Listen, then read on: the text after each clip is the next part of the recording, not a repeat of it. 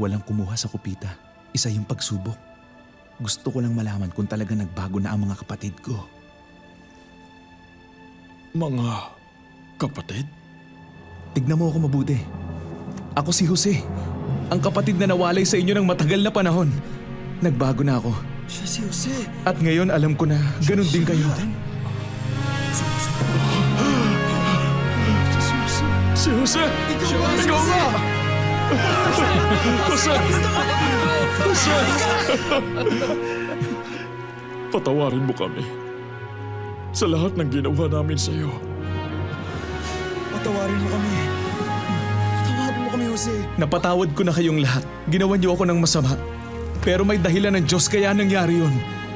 Isinugo ako ng Panginoong Diyos dito para maraming buhay ang maligtas.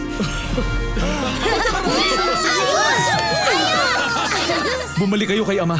Sabihin niyong ang Diyos ay ginawa ang anak niyang gobernador ng Ehipto. Siya at ang buo nating pamilya ay lilipat na dito, kung saan ako na ang bahala sa inyo.